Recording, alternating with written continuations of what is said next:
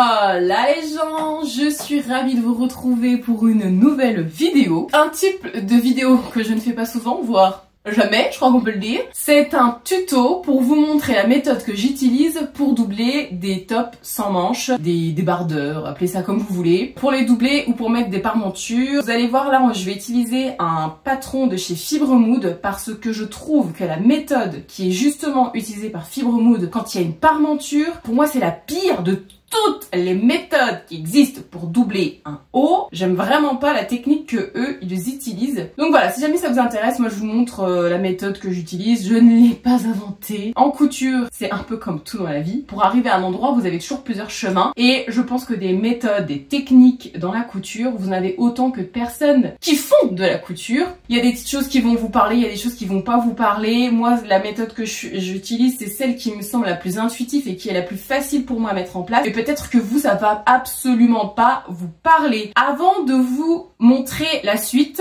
la tradition, c'est important. Ce que je porte ici, vous avez un chemisier Paulette de chez Fibremood, justement. Ici, vous avez des boucles d'oreilles que je propose sur ma boutique en ligne friendlycouture.shop. C'est des boucles d'oreilles que je crée, que j'imagine et que je fabrique avec mes petites mimines. Donc c'est en quantité extrêmement limitée. C'est tout nouveau pour moi, donc j'espère vraiment que ça va vous plaire. Et ici, vous avez le modèle nacre. Donc ça, c'est une nacre naturelle. Et au bout, vous avez une breloque argentée I Love Sewing. Donc j'aime coudre, in English, of course. Si jamais vous êtes curieuse et que vous voulez voir plus de modèles et voir un peu plus de bijoux que je propose, c'est dans la rubrique bijoux by Friendly. Et en bas, je sais pas si vous verrez, mais j'ai un pantalon peach, toujours de chez Fibremood. Décidément, cette vidéo n'est absolument pas en partenariat, hein. J'ai acheté tous mes patrons, on est bien d'accord. Ils ne sont même pas au courant que j'existe. Que j'ai cousu en début d'année, il me semble, de mémoire. Trêve de blabla, on passe tout de suite à la couture. Le top Josie,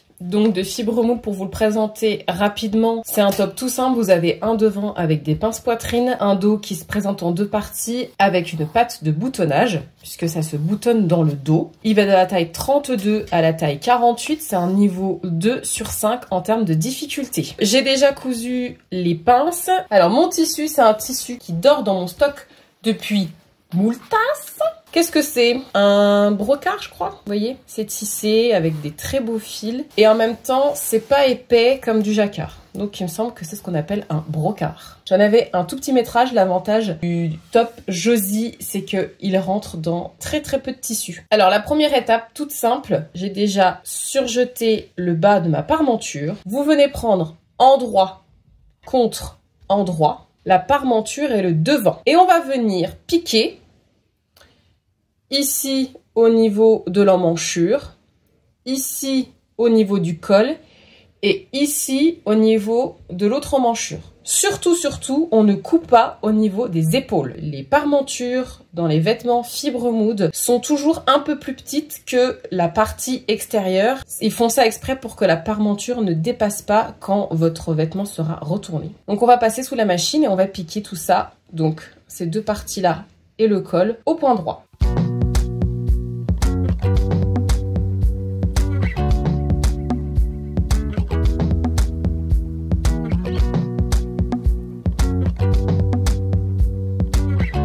Donc c'est cousu. Quand vous avez un arrondi, toujours en couture, il faut venir cranter. On prend une bonne paire de ciseaux. Donc ça c'est fait. On n'a plus qu'à venir retourner notre projet, notre devant, sur l'endroit. Et on va s'aider du fer à repasser, bien sûr, pour maintenir la parmenture en place.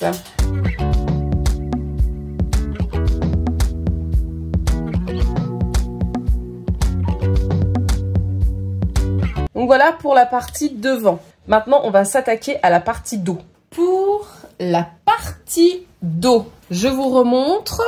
Comme ça, vous avez donc le dos en deux parties et donc vous avez une patte de boutonnage. Je prends l'endroit de mon dos, je viens placer la patte de boutonnage comme ça. Et je la fais commencer à un bon centimètre. Hein. Je vais venir épingler.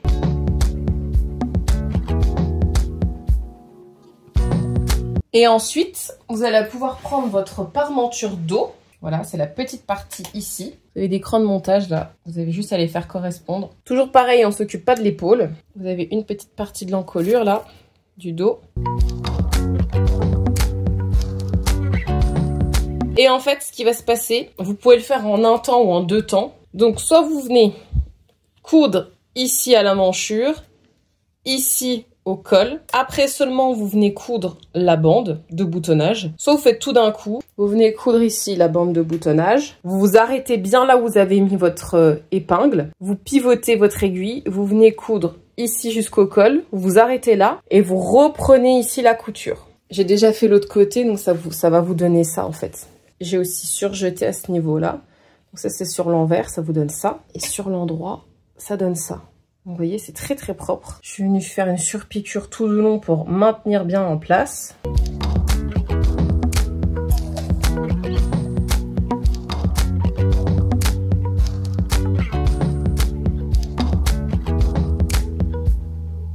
Donc voilà ce que ça donne. Comme d'hab, on vient cranter. On retourne.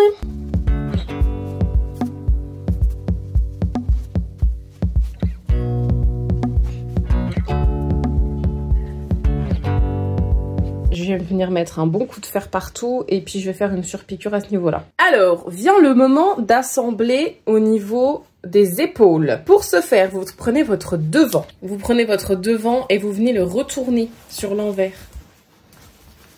Glissez votre main comme ça, entre la parmenture et le devant. Vous le remettez sur l'envers. Parmenture face à vous. Vous prenez un dos, vous allez le glisser. Donc là, c'est l'endroit, endroit. Et vous venez comme ça. Hop. Le glisser à ce niveau-là. Donc vous venez rechercher votre épaule. Ici. Tac. De ce côté-là. Attention à bien faire correspondre la parmenture avec la parmenture et l'extérieur avec l'extérieur. Quand ce sera bien en place, vous allez mettre des épingles et en fait c'est ici que vous allez venir coudre. Sachez que vous pourriez faire encore différemment, mais moi j'utilise une seule couture.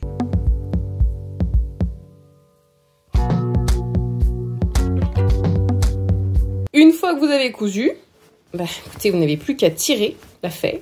Voilà, un petit coup de fer et on n'est pas trop mal. Une fois que c'est retourné, que vous avez passé un bon coup de fer partout, donc voilà, c'est propre à l'intérieur, à l'extérieur. Pour assembler les côtés, j'essaie de faire correspondre au maximum. Vous venez coudre votre tissu endroit contre endroit et puis vous continuez au niveau de la parmenture.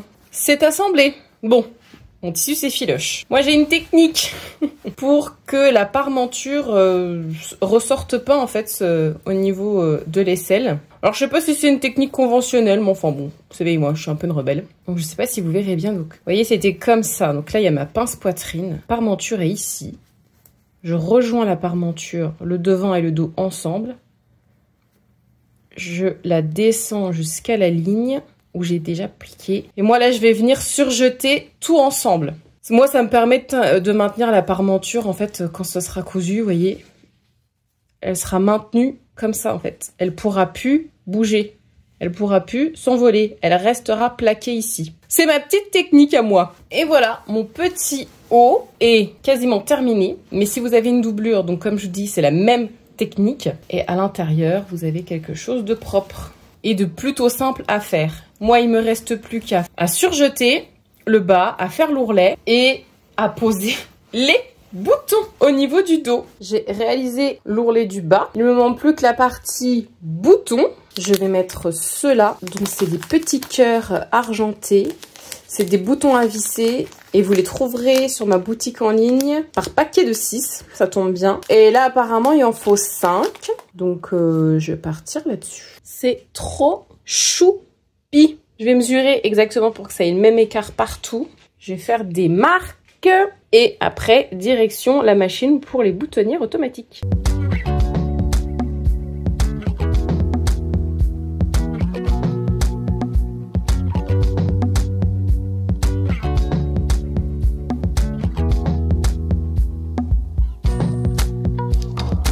Mon top Josie est terminé. Le voilà porté avec un jean blanc du commerce. Ici, une autre paire de boucles d'oreilles que je fabrique disponible sur ma boutique en ligne frondicouture.shop.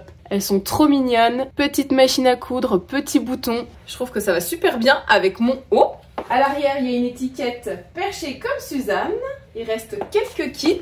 Le détail des boutons cœur. En sachant que les boutons cœur à visser sont plutôt prévus pour des tissus qui sont épais. Ils tournent un peu, hein. Je préfère vous prévenir. Mais bon, personnellement, cela ne me dérange pas. Alors, je vais vous montrer le look qui peut faire et jour et soir. En fait, ça dépend des accessoires que vous allez associer à tout ça. Avec des talons argentés, ça fait un peu habillé, un peu soirée. Quoique même pour la journée, je trouve que ça marche très bien. Avec un trench, ça c'est le trench tulipe que j'avais cousu il y a moult tasses de chez La Maison Victor. J'aime beaucoup l'ensemble. Ça me donne encore plus envie de coudre une petite veste courte violette. En plus, j'ai le tissu. J'ai encore envie de me recoudre des vestes cobalt. Est-ce que la prochaine fois que j'en couds une, je vous fais une vidéo sew along? Dites-moi ça en commentaire. Et la même tenue, mais cette fois-ci avec des baskets, une veste en jean. Ça c'est un modèle Burda que j'avais cousu.